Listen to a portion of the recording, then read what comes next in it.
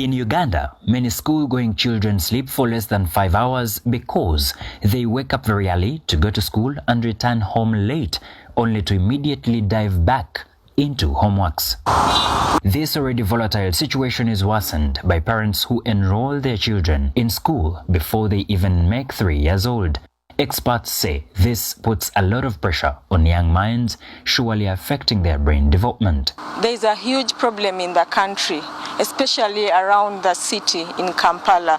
We see children waking up at 4 a.m., 5 a.m., 3-year-olds, 4 years old, 6 years old go in the name of the education. But I think this is wrong.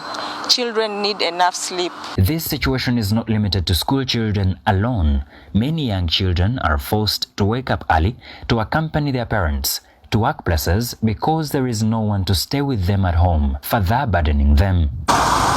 Pediatricians Dr. Anne Wesonga and Dr. Elizabeth Kutamba explain that a child's brain develops significantly between a single day and up to 10 years of age. The doctors emphasize that proper nutrition, enough sleep, and playtime are critical for a child's brain development.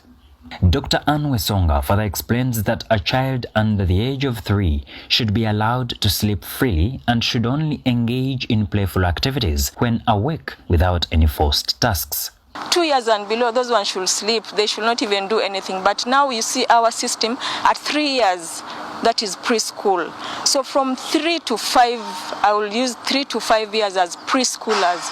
They're supposed to sleep for at least 10 hours. When we sleep, it's a time when the body is also resting, it is rejuvenating. And for the body to rejuvenate, there are certain factors that take place. For example, we have release of growth hormone factors, and growth hormone, this is a protein, or it's a hormone that aids our growth.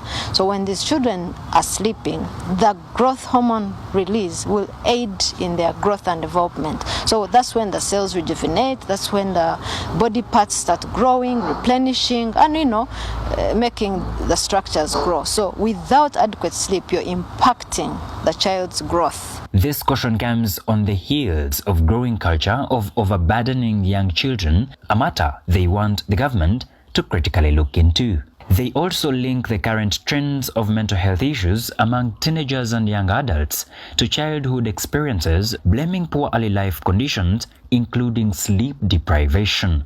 Almost up to 29% of inadequate sleep will cause anxiety in children, and almost up to 70% of inadequate sleep will lead to depression among teenagers. So this is a very serious issue.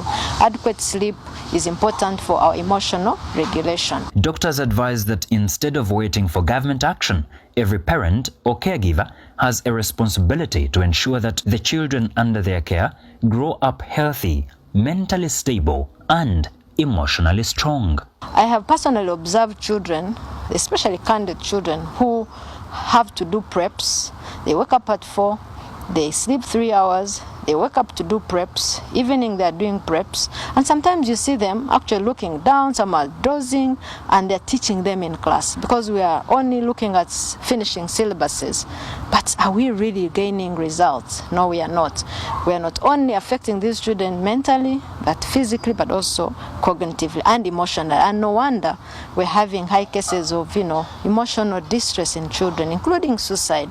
So it's our duty, and I call upon the government, not only parents, but also the government, to review some of these policies in schools, but also in our daily life, and see how to safeguard these dangers from our children.